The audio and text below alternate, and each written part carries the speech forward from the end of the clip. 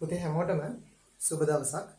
අපි අද දවසෙත් සාකච්ඡා කරන්නේ පාලන ගිණුම් කියන විෂය එකකට අදාළ කොහොමද අපි සංශෝධිත පාලන ගිණුමක් නිර්මාණය කරන්නේ? ඒ වගේම අපි කොහොමද සංශෝධිත වෙළඳ ගෙවිය යුතු දෑ හෝ වෙළඳ ලැබිය යුතු දෑ ශේෂ ලයිස්තුවක් පිළියෙල කරන්නේ කියලා. එතකොට අපි මුලින් වීඩියෝ දෙකේ කතා කරා මේ පාලන ගිණුම් වලට අදාළව සාකච්ඡා කරපු මේ අපි හදන පාලන ගිණුම් ශේෂය අපි විසින් නිර්මාණය කරනු ලබන ව්‍යාපාරික ශේෂ ලැයිස්තුව සමග අසමාන වෙන්නේ. මේක වෙළඳ ලැබිය යුතු දෑ හෝ වේවා වෙළඳ ගෙවිය යුතු දෑ හෝ වේවා මේ පාලන ගිණුමක ශේෂය ඒ අදාළ කාල පරාසය තුල පිළියෙල කරනු ලබන ශේෂ ලැයිස්තුවක ශේෂය සමග අසමාන වීමට බලපාන මූලික වැරදි අපි කතා කළා තුනක් තියෙනවා කියලා. ඒතර මේ වැරදි තුන අපි වර්ග කරනවා. එකක් උපයෝගී පොත් වල වැරදි. අනිත් එක තමයි පුතේ පුජ්‍යල ගිණුම් වල වැරදි. අනිත් එක තමයි ගනුදෙනුවක් සම්පූර්ණයෙන් මග හැරීම. ප්‍රධාන වශයෙන් වැරදි තුනක් නිසා මේ අපි හදන පාලන ගිණුම් ශේෂයක් අපි හදන ශේෂ ලැයිස්තුවක ශේෂයක් සමග අසමාන වෙනවයි කියලා අපි කිව්වා. එතකොට මේ අපි කතා කරපු පාලන ගිණුම් ශේෂය ශේෂ ලැයිස්තුවේ ශේෂය සමග අසමාන වීම තුල හඳුනා ගන්න වැරදි මොනවාද කියලා අපි මුලින්ම බලමු. පළවෙනියට මම කියන්නේ පුතේ උපයෝගී පොත්වල වැරදි. දැන් මේ උපයෝගී පොතක වැරද්දක් නිසා අපි දෙවෙනි වීඩියෝ එක හරහා සාකච්ඡා කරපු දැනුමත් එක්ක දන්නවා සාමාන්‍යයෙන් උපයෝගී පොත්වල එකතුව අරගෙන තමයි අපි හැමතිස්සෙම මෙන්න මේ පාලන ගිණුමක් තුල ගනුදෙනු පිටපත් කරන්නේ. ඒ කියන්නේ උපයෝගී පොතේ අවසාන එකතුව පදනම් කරගෙනයි අපි පාලන ගිණුමක් ගොඩනගන්නේ. ඒතර බැරි වෙලාවත් අපි උපයෝගී පොතකට ගනුදෙනුවක් පිටපත් කිරීම තුල හෝ උපයෝගී පොතක් වැරදියට ශේෂ කිරීම තුල හෝ උපයෝගී පොතක ශේෂය පාලන ගිණුමට උපුටා ගැනීමේදී හෝ යම් වරදක් සිද්ධ කරොත් ඒ තුලින් අනිවාර්යෙන් අපි හදන පාලන ගිණුම වැරදි වෙනවා. ඒ වගේම අපි ශේෂ ලැයිස්තුවක් නිර්මාණය කරන හැටි දෙවෙනි වීඩියෝ එක හරහා සාකච්ඡා කරා. ඒ වීඩියෝ එකේදී කිව්වපු දේ මේ පුජ්‍යල ගිණුම් වල ශේෂ නැත්නම් පුජ්‍යල ගිණුම් සියල්ල පිළියෙල කිරීමෙන් පසු ඒ ශේෂ වල සාරාංශය අරගෙන සාරාංශය පදනම් කරගෙන තමයි අපි ශේෂ ලැයිස්තුවක් හදන්නේ කියන්නේ. ඒතර අපි හදන පුජ්‍යල ගිණුම් එකක් හරි අපි වැරදියට හැදුවොත් හරි වැරදියට ශේෂ කළොත් හරි වැරදියට ගනුදෙනු උපුටා ගත්තොත් හරි මේ අපි හදන පුජ්‍යල ගිණුම වැරදීම තුල අපි හදන ශේෂ ලැයිස්තුවක් වරදි. මේ වරද පුතේ අපි කියනවා ගනුදෙනුවක් සම්පූර්ණයෙන් මගහැරීම. ඒ කියන්නේ පාලන ගිණුමට දාන්නෙත් නැහැ. ශේෂ ලැයිස්තුවට පිටපත් වෙන්නෙත් නැහැ. ඒ කියන්නේ මේක ශේෂ අසමානතාවයට බලපාන්නේ නැහැ. හැබැයි මේක පුතේ වැරද්දක්. ඇයි? පාලන ගිණුම තුල දාලා නැහැ කියලා කියන්නේ ඒකත් වැරද්දක්. පුජ්‍යල ගිණුමේ වාර්තා කරලා නැහැ. නැත්නම් ශේෂ ලැයිස්තුවට ඇවිල්ලා නැහැ කියන්නේ ඒකත් වරදක්. ඒ නිසා මේ වරද පොදු වරදක් විදිහට තමයි අපි හඳුනාගන්නේ. මම අද දවසේ කිව්වා ඔයගොල්ලොත් එක්ක අද දවසේ මම සාකච්ඡා කරනවා ප්‍රධාන වාර්තාවන් දෙකක් ගැන. ඒ තමයි සංශෝධිත පාලන ගිණුම සහ ශේෂ ලැයිස්තුව. අපි එහෙම ලියමුකෝ. ශේෂ ලැයිස්තුව නිවැරදි කිරීමේ ප්‍රකාශය. ඔන්න ඔය ආකාරයට වාර්තාවන් දෙකක් කතා කරනවා. මතක තියාගන්න පුතේ මේ උපයෝගී පොත්වල වැරදි සම්පූර්ණයෙන්ම අපි සැලකිලට ගන්නේ සංශෝධිත පාලන ගිණුම තුල.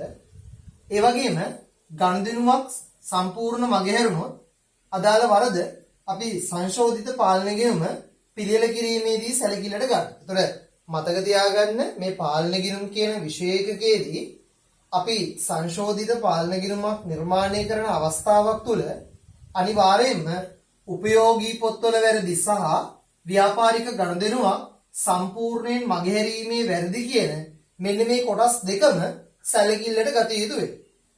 ඒ වගේම මේ පුජ්‍යල ගිණුම් වල වැරදි. පුජ්‍යල ගිණුම් වල වැරදි අපි පදනම් කරගන්නේ පුතේ මෙන්න මේ ශේෂ ලයිස්තුව නිවැරදි කිරීමේ ප්‍රකාශයට. ඒ වගේම ගනුදෙනුවක් සම්පූර්ණයෙන් මගහැරුණත් අපි ඒ කොටස නැත්නම් ඒ වරද අපි හඳුනා ගන්නවා ශේෂ ලයිස්තුව නිවැරදි කිරීමේ ප්‍රකාශනය සඳහා.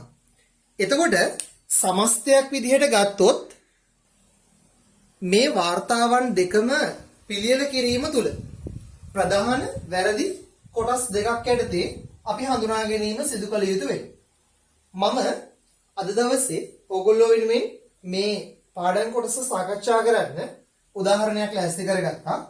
අපි මුලින්ම මේ උදාහරණය බලලා ඊට පස්සේ අදාළ ආකෘති රාමු ගොඩනැගීම කරමු. ඒත් හැමතිස්සෙම මතක තියාගන්න මම කතා කරනකොට මේ කතා කරන්නේ එක දෘෂ්ටි කෝණයක් ගැන විතරයි. අපි එදා කතා කරේ වෙනද ලැබිය යුතු දේ පාලන ගිණුම සහ ශේෂ ලයිස්තුව පිළිල කරනු ලබන ආකාරය. ඒ නිසා පොඩි වෙනසක් කරන්න ඕන නිසා මම අද දවසේ පදනම් කරගත්තේ පුතේ වෙළඳ ගෙවිය යුතු දේ කියන සංකල්පය. බලමු සම්බන්ධතාවය. උදාහරණ ප්‍රශ්නය 2021 3.31 දිනට අමල් ව්‍යාපාරයේ ගිණුම් පොත්වලට අනුව එදිනට වෙළඳ ගෙවිය යුතු දේ පාලන ගිණුමේ ශේෂය රුපියල් 28000ක් වූ අතර එදිනට ශේෂ ලයිස්තුවේ එකතුව සමග සමාන නොවි. ඒ කියන්නේ පාලන ගිණුමේ ශේෂය අප මේ හදන කාල සීමාව තුල පුතේ ශේෂ ලයිස්තුවේ ශේෂයත් එක්ක සමාන වෙලා නැහැ. ඊළඟට අපිට ආපහු කියනවා වෙනසට බලපෑ හේතු ලෙස පාත සඳහන් දේ හඳුනාගෙන ඇත. වෙළඳ ගෙවිය යුතු දේ ශේෂ ලයිස්තුව අනුව එකතුව රුපියල් 9000යි. හරිනේ නේද? පාලන ගිණුමේ ශේෂය 28000ක් වෙද්දී ශේෂ ලයිස්තුවේ අදාළ වටිනාකම පුතේ අපිට සම්බන්ධ කරලා තියෙන රුපියල් 9000. ඒතර මේ ශේෂ දෙක එකිනෙකට අසමානයිනේ. ඒතර අනිවාර්යයෙන්ම ඊට අදාළ ව්‍යාපාරික දෝෂ කීපයක් තියෙන්න ඕන. ඒතර එවැනි දෝෂ මෙතන දීලා තියෙනවා පහ. බලන්න පළවෙනි එක ගැනුම් ජර්නලේ උපයෝගී පොතක් රුපියල් 10000ක් වැඩියෙන් එකතු කර ඇත. ඒතර උපයෝගී පොතක එකතුව වැඩියෙන් පිටපත් වෙලා කියන්නේ පුතේ අපි ඉස්සෙල්ලා වැරදි කොටස් කරනකොට හඳුනාගත්ත උපයෝගී පොත්වල දෝෂයක් නෙමේක. ඒතර උපයෝගී පොත්වල දෝෂයක් නම් අපි ඒක පදනම් කරගන්නේ කවුරු පිළියෙල කරන්නද?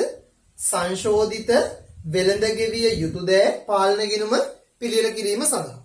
ඊළඟට විමල්ගේ පුජ්‍යල ගිණුම් ශේෂය රුපියල් 3000 ශේෂ ලයිස්තුවට ගෙන ගොස් නොමැත. ඒ කියන්නේ පුජ්‍යල ගිණුම් ශේෂයක් ශේෂ ලයිස්තුවට ගෙන ගිහිල්ලා නැහැ කියන්නේ ඒක පුජ්‍යල ගිණුම් පදනම් කරගෙන සකස් කරනු ලබන ශේෂ ලයිස්තුවට බලපාන වරද. ඒතර දෙවෙනි වරද අදාළ වෙන්නේ පුතේ ශේෂ ලයිස්තුව සංශෝධනය කිරීමට. ඊළඟ එකේ කියනවා රුපියල් 4000ක ආපසු යවුම් වෙළඳ ගෙවිය යුතු දෑ පාලන ගිණුමට බැර කර ඇත. දැන් සාමාන්‍යයෙන් වෙළඳ ගෙවිය යුතු දෑ පාලන ගිණුමක් ගොඩනගන්නේ අපි වගකීම් රීතිය මත පදනම් වෙලා නිසා ඒ හදන වගකීම් රීතිය මත පදනම් වූ පාලන ගිණුමේ ආපසු යවුම් කියන්නේ පුතේ ගත්ත බාණ්ඩ හරවා යවනවා කියන එකනේ. ඒතර වගකීම අඩු වෙනවනේ. ඒතර අපි දාන්න ඕන හරනම් හරට හැබැයි මේගොල්ලෝ වැරදිලා දාලා තියෙන දැන්ට කොහෙටද? බැරට. ඒතර වැරදි අඩුපාඩු දෙකක් තියෙනවා. එකක් තමයි දැන්ට මේක බැර පැත්තේ පිටපත් කරලා. ඒ කියන්නේ ඒක බැරට පිටපත් විය යුතු ගනුදෙනුවක් නෙමෙයි. අපි ඒක නිවැරදි කරන්න හර කරන්න ඕන. අනිත් දේ තමයි මේක පුතේ හරට පිටපත් විය යුතු ගනුදෙනුවක්නේ. ඒතර ඒක අපි නැවත හරට පිටපත් කරන්න ඕන. ඒතර ඒකත් අදාළ වෙන්නේ කාටද? පාලන ගිණුමට. ඊළඟට රුපියල් 2000ක සිරිමල්ගේ ලදවට්ටම් වගය ගිණුම් පොත් වලින් මගහැරී ඇත. ඒතර ගිණුම් පොත් වලින් මගහැරුණා කියලා සංකල්පයෙන් අදහස් කරන්නේ පුතේ මේ වෙනකොට ඒ අදාළ ගනුදෙනුව සම්බන්ධයෙන් ද්විත්ව සටහනක් අපි යොදලා නැහැ. නැත්තම් ගිණුම්ගත කළා නැහැ. ඒ කියන්නේ ගිණුම්ගත කළා නැහැ කියලා කියන්නේ අපි මේ ගනුදෙනුව යම් ගිණුමක හරට හෝ යම් ගිණුමක බැරට සම්පූර්ණයෙන් පිටපත් කිරීම මගහැරලා තියෙනවා. ඒතර අපි මේ වරද හඳුනගන්නේ අර ඉස්සල්ලා අපි වර්ගීකරණය තුල දැක්කා වගේ පාලන ගිණුමට සහ ශේෂ ලයිස්තුවට කියන දෙකටම බලපාන දෝෂයක් විදිහට. ඊළඟ සංකල්පය කපිලගේ පුජ්‍යල ගිණුමට රුපියල් 2000ක අත්පිට ගැනුම් බැර කර ඇත. දැන් සාමාන්‍යයෙන් වෙළඳ ගෙවිය යුතු දෑ කියන සංකල්පයේ ගොඩනගෙන්නේ පුතේ ණයට ගැනුම් ක්‍රියාවලියක් තුරනේ. ඒතර අපිට මුදලට ගැනුම් කියන දේ පිටපත් කිරීමේ හැකියාවක් නැහැ. අපිට වෙළඳ ගෙවිය යුතු දෑ පුජ්‍යල ගිණුම් පදනම් කරගෙන. ඒතර මෙන්න මේ ටික තමයි දෝෂ ටික. ඒතර පළවෙනි වරද අදාළ වෙන්නේ පුතේ පාලන ගිණුම සංශෝධනයේට, දෙක ශේෂ ලයිස්තුව සංශෝධනයේට, තුන නැවත පාලන ගිණුම සංශෝධනයේට, හතර පාලන ගිණුම සහ ශේෂ ලයිස්තුව කියන දෙකටම අවසාන පුතේ ශේෂ ලයිස්තුව සංශෝධනය කිරීම. ඒතර අවශ්‍ය වන්නේ සංශෝධිත වෙළඳ ගෙවිය යුතු දෑ පාලන ගිණුම සහ වෙළඳ ගෙවිය යුතු දෑ ශේෂ ලයිස්තුව නිවැරදි කිරීමේ ප්‍රකාශය. ඒතර ප්‍රධාන වාර්තාවන් දෙකක් අපි මේ පාඩම යටතේ සාකච්ඡා කරමු. අපි එනම් ආකෘතිය අදිමු මුලින්ම. මම මේ ආකෘති රාමුව සම්බන්ධ කරන්නම් පුතේ මෙන්න මේ විදිහට. මුලින්ම අපි නිර්මාණය කරනවා මේ ව්‍යාපාරයේ සංශෝධිත වෙළඳ ගෙවිය යුතු දෑ පාලන ගිණුම. සාමාන්‍යයෙන් ඕගොල්ලෝ මාත් එක්ක ගන්න හදනවා නම් සාමාන්‍යයෙන් උසරෝල් 7ක වගේ ගිණුමක් නිර්මාණය කරන්න ඕනේ යාට. ඊළඟට නැවතත් ප්‍රකාශන ආකෘතියක් අපි නිර්මාණය කරගත යුතු වෙනවා. ඒ ශේෂ ලයිස්තුව නිවැරදි කිරීම සඳහා. පළවෙනි වාර්තාව. මේ වාර්තාවත් පුතේ උසරෝල් සාමාන්‍යයෙන් 8ක් විතර වෙන්න ගන්නවා. 8ක් 10ක් විතර වෙන්න. පළවෙනි වාර්තාව නම් කරනවා සංශෝධිත වෙළඳ ගෙවිය යුතු දෑ පාලන ගිණුම. ඊළඟට දෙවෙනි වාර්තාව නම් කරනවා වෙළඳ ගෙවිය යුතු දෑ ශේෂ ලයිස්තුව නිවැරදි කිරීමේ ප්‍රකාශය. මුලින්ම අපි කරන්න ඕන පුතේ ආකෘති නිර්මාණය කිරීමෙන් පසුව දැනට සකස් කරලා තියෙන ගිණුම් වාර්තාවන් වලට අනුකූලව පාලන ගිණුම් ශේෂය සහ ශේෂ ලයිස්තුවේ එකතුව අදාළ වාර්තාවන් තුල පිටපත් කර ගැනීමක් කරන්න ඕන. ඒ අනුව වගකීම් ගිණුමක් නිසා සාමාන්‍ය ශේෂයේ බැරට අපි පිටපත් කරනවා බැර ශේෂය රුපියල් 28000ක් වෙළඳ ගෙවිය යුතු දෑ පාලන ගිණුමේ. ඒ වගේම ශේෂ ලයිස්තුවට අනුව එකතුව කියලා දැනට තියෙන අගේ පුතේ පිටපත් කරනවා රුපියල් 9000ක් දෙවෙනි තීරුවට වෙයි. ඊළඟට ඊටමත් වැදගත් සංකල්පය තමයි පුතේ දැන් පටන් ගන්න. මේ වැරදි වලින් අපි වැරදි වර්ග කරගත්තානේ. ගාන කියවනකොටම පාලන ගිණුමට ශේෂ ලයිස්තුවට කියන. ඒතර පළවෙනි වරද අපි කියවනකොටත් දැන් අපිට අදහසක් තියෙනවා මේ කියන්නේ පාලන ගිණුම. ගැනුම් ජර්නලය රුපියල් 10000ක් වැඩියෙන් එකතු කරලා. ඒතර ගැනුම් සාමාන්‍යයෙන් පුතේ පිටපත් කරනකොට පිටපත් කරන්නේ වෙළඳ ගෙවිය යුතු දෑ ගිණුමේ බැරටනේ. ඒතර දැනට අපි පිටපත් කරලා තියෙන විදිහත් එක්ක ගත්තොත් අපි පිටපත් කරලා තියෙන්නේ 10000ක් අදාළ ගිණුමේ බැරට වැඩිපුර. එහෙනම් ඒක නිවැරදි කරන්න නැවත අපි කරන්නේ ඒ බැර කරපු වගේ ඉවත් කරන්න හර කරනවා ගැනුම් කියලා රුපියල් 10000ක ප්‍රමාණයක්. ඊළඟට දෙවෙනි වරද තියෙන්නේ පුතේ සිරිමල්ගේ පුජ්‍යල ගිණුම් ශේෂය රුපියල් 3000 ශේෂ ලයිස්තුවට ගෙන ගොස් නොමැතනේ. එහෙනම් මේ ශේෂය අපි පිටපත් කළා නැහැ කියලා කියන්නේ. එහෙනම් පිටපත් කළා නැත්නම් ඒ වරද නිවැරදි කරන්න අපි පුතේ විමල් ශේෂය එකතු කරගන්නවා දැන්ට පවතින ව්‍යාපාරික වෙළඳ ගෙවිය යුතු දේ ශේෂයට අගය පළවෙනි තීරුවේ දානවා රුපියල් 3000යි. මතක තියාගන්න මෙවැනි ප්‍රකාශන ආකෘතියක් තුල එකතු වෙන ගණන්දෙනු කීපයක් තියෙන්න පුළුවන්, අඩු වෙන ගණන්දෙනු කීපයක් තියෙන්න පුළුවන්. අන්න ඒ නිසා තමයි අපි මේ ගණන්දෙනු කෙලින්ම දෙවෙනි තීරුවට ගෙනියන්නේ නැතුව පළවෙනි තීරුව තුල විතරක් වාර්තා කිරීම කරන්නේ. ඊළඟට තුන්වෙනි වරද රුපියල් 4000ක ආපසු යැවුම් වෙළඳ ගෙවිය යුතු දෑ පාලන ගිණුමට බැර කර ඇත. ඒතර වෙළඳ ගෙවිය යුතු දෑ පාලන ගිණුමට බැර කළා නම් අදාළ රුපියල් 4000 මං කවුදේ 4000 බැරට පිටපත් කිරීම එක වරදක්. ඒක නිවැරදි කරන්න හර කරන්න ඕන රුපියල් 4000ක්. ඒ වගේම ආපසු යැවුම් නිසා කොහොමත් වෙන්නේ නැහිමිභාවයේ අඩුවීම. ඒක නැවත නිවැරදිව පිටපත් කරන්න ආපසු යවුම් වාර්තා වෙන්න ඕන හරට රුපියල් 4000. තර සමස්තයක් ලෙස ගත්තාම මේ සම්පූර්ණ වටිනාකම 4002ක් රුපියල් 8000ක් ලෙස පිටපත් කරනවා. ආපසු යවුම් වෙළඳ ගෙවී යුතු දේ පාලන ගිණුම තුල හරට. ඊළඟුදී රුපියල් 2000ක සිරිමල්ගේ ලද වට්ටම් මගින් දැන් සාමාන්‍යයෙන් ණය හිමියෙක්ගෙන් අපි මුදල් පියවීමට යාමේදී ලැබෙන වට්ටම නිර්වචනය කරනවා අපි ලද වට්ටමක් විදිහට. සාමාන්‍යයෙන් මේ ලද වට්ටම් ලැබීම තුල පුතේ සිද්ධ වෙන්නේ ඒ ණය හිමිභාවය අඩු වෙනවා වගේම අපිට ඒක ආදායමක් බවට පත් වෙනවා. ඒතර මේ ණය හිමිභාවය අඩු වීම පිටපත් යුත්තේ වගකීම් ගිණුමක හරටනේ. ඒතර මේක පාලන ගිණුමට දාලා නැහැ. ඒ නිසා අපි පාලන ගිණුමට දානවා ලද වට්ටම් කියලා අගේ රුපියල් 2000යි. ඒ වගේම පුජ්‍යල ගිණුම මේක දාලත් නැහැ. එකතු කරපු රූලට රූල් දෙකක් පහළ ඉඳ තියලා ඍණ කියලා දාලා අපි දානවා ලද වට්ටම් පළවෙනි තීරුවේ රුපියල් 2000යි. එතකොට බලන්න පුතේ අර මම ඉස්සෙල්ලා කිව්වේ මේ වරද සම්පූර්ණයෙන් ගිණුම් පොත් තුල වාර්තා වෙලා තිබෙන්නේ නැති දවසයක් නේ. ඒතර මේ වරද නිවැරදි කිරීම තුල පාලන ගිණුමටත් ගන්නවා ශේෂ ලයිස්තුරක් ගන්න. ඊළඟට කපිලගේ පුජ්‍යල ගිණුම් ශේෂය රුපියල් 2000 නැත්නම් අත්පිට ව්‍යාපාරික ගැනුම් බැර කර ඇතර කපිලගේ පුජ්‍යල ගිණුමට මේ බැර කරලා තියෙන පුතේ අත්පිට මුදලට ගැනුම්නේ. ණයට ගැනුම් බැර කරන්න පුළුවන්. ඒත් අත්පිට මුදලට ගැනුම් බැර කරන්න බෑ. එහෙනම් පුජ්‍යල ගිණුමක බැර කරපු අගය නිවැරදි කරන්න අපි කරන්න ඕනේ පුජ්‍යල ගිණුමට ඒ අදාළ අගය හර කිරීම කරන්න. ඒතර මේ අදාළ අගය හර කරනවා කියන්නේ පුතේ පුජ්‍යල ගිණුම හරවීම තුල පුජ්‍යල ගිණුමේ ශේෂය අඩු වෙනවනේ. එහෙනම් අපි ඒක අඩු කරනවා අත්පිට ගැනුම් කියලා ශේෂ ලැයිස්තුව නිවැරදි කිරීමේ ප්‍රකාශය තුල රුපියල් 2000යි. දැන් අපි පුතේ මේ වාර්තාව සමාන කරන්න ඉදිරියදිනවා රූලක් හරින් තියලා බැර පැත්තේ එකතු වෙනවා පුතේ රුපියල් 28000යි. අපි ඒක අරන් එනවා හරට රුපියල් 28000යි. මෙතන 10000යි 8000යි 2000යි කියන්නේ බැර එකතුව 20000යි. ඒතර 20000යි 28000යි අතර වෙනස රුපියල් 8000යි.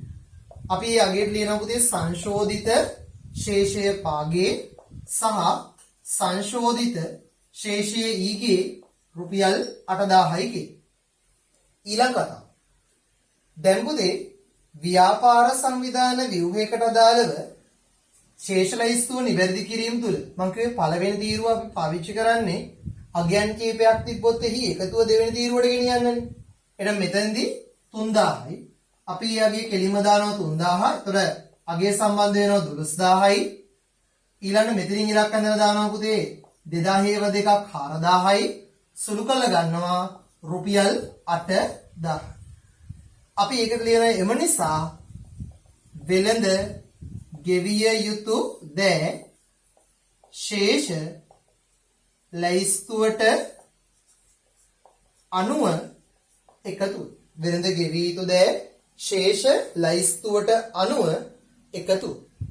එතකොට දැන් බලන්න අපි මේ ගාන නිවැරදිව සකස් කළා නම් පුතේ අපි හදන පාලන ගිණුමේ ශේෂයත් එක්ක අපි හදන ශේෂ ලැයිස්තුවේ ශේෂය එකිනෙකට මොනවා වෙන්න ඕනද? සමාන වෙන්න ඕන. ඒතර මේ සමාන වීම තුලින් අපිට අදහසක් ගන්න පුළුවන් අපි හදලා තියෙන ගාන හරි කියලා. හැබැයි සමහර ලාවට අගයන් සමාන වුණා කියලා හරි කියලා ගන්න බෑ. මොකද සමහර වැරදි එකිනෙකට ගැලපුණොත්. ඒ කියන්නේ හර බැරවීම ගැලපුණොත් එතෙන්දි උත්තරය අවසානට එනවා. හැබැයි බොහෝ දුරට අපි ගානක් සාර්ථකව නිම කළා කියන අදහසක් ගන්න පුළුවන් එක අවස්ථාවක් තමයි ඒ ගණන් දෙකේ උත්තර දෙක එකිනෙකට සමාන වීම. අපි අද දවසේ පුතේ මූලික වශයෙන් සාකච්ඡා කරේ මේ පාලන ගිණුම පිළියෙල කිරීම තුළ පාලන ගිණුමට දාල වැරදි හඳුනා ගන්න ඕන කොහොමද සහ ශේෂ ලයිස්තුව නිවැරදි කිරීම තුළ අපි මේ ශේෂ ලයිස්තුව දාල වැරදි හඳුනා ගැනීම කරන්න ඕන කොහොමද කියන කාරණාව. ඒත් එක්ක අපි ආකෘති නිර්මාණය කළා එක ගානක් අපි සාකච්ඡා කරා. ඒතර මීට අමතරව දැන් අපි පාලන ගිණුම හදන හැටි සාකච්ඡා කළා. පාලන ගිණුම සංශෝධනය කරන හැටි සාකච්ඡා කළා. ඊට අමතරව තව කොටසක් තියෙනවා අපිට පාලන ගිණුමක් සැසඳීම සිද්ධ කරන්නේ කොහොමද කියන කාරණාව. අපි ඊළඟ වීඩියෝ එකත් එක්ක බලමු කොහොමද සැසඳුම් ප්‍රකාශයක් මේ පාලන ගිණුම් කියන විෂය එකකයේ මත පදනම් වෙලා ගොඩනගන්නේ කියලා. ඒ වගේම ඕගොල්ලෝ මේ බලන වීඩියෝ වලදී ඔයගලන්ට ප්‍රශ්න එනවා නම් හැම ප්‍රශ්නයක්ම ඔයගොල්ලෝ කමෙන්ට් එකක් විදිහට එකතු කරන්න. මොකද එතකොට මට පුළුවන් ඊට අදාළව නැවත වීඩියෝ එකක් ඔයගොල්ලෝ වෙනුවෙන් සකස් කරලා ඉදිරිපත් කරන්න. විශේෂයෙන් විභාගෙට එන පුංචි කාරණා පිළිබඳව තමයි අපි මේ වීඩියෝ හරහා සාකච්ඡා කරන්නේ. ඇත්තටම ලොකු ගණන් අපි හදන්නේ නැහැ. ඒ වගේ ලොකු ගණන් හදද්දිත් ඔයාලට ප්‍රශ්න එන්න පුළුවන් පාස් පේපර්ස් කරද්දී. ඒ වගේ පාස් පේපර්ස් වල තියෙන ප්‍රශ්න තියෙනවා නම් ඒ දේවලු ඔයාලා කමෙන්ට් කරන්න. මම ඒක බලලා ඒකටත් ඔයාලට උත්තරයක් දෙන්නම්. හැම තිස්සෙම මේ විෂය එකකයකට අදාළව ගණන් හදද්දී අපි වෙළඳ ගෙවිය යුතු දෑ පාලන ගිණුමකට අදාළ ගණනක් හදනවා නම් ඊට ප්‍රතිවිරුද්ධව වෙළඳ ලැබිය යුතු දෑ පාලන ගිණුමක් සකස් කරන්නේ කොහොමද කියලා ඕගොල්ලෝ හිතන්න ඕන. ඒ නිසා මේ ගානට ප්‍රතිවිරුද්ධව ඔගොල්ලෝ වෙළඳ ලැබිය යුතු දෑ පාලන ගිණුමකට අදාළ ගානක් එක්ක විභාග ප්‍රශ්නයක් නැත්නම් පාස් පේපර් එකක් තෝරගෙන මේ වීඩියෝ එකකින් පස්සේ අනිවාර්යෙන් ඒක හදන්න. ඒතර ඔයගලන්ට පුළුවන් ඒ හරහා වෙළඳ ලැබිය යුතු දෑ පාලන ගිණුමකට අදාළ මූලික ආකෘතිය ගොඩනගන්නේ කොහොමද කියලා බලන්න.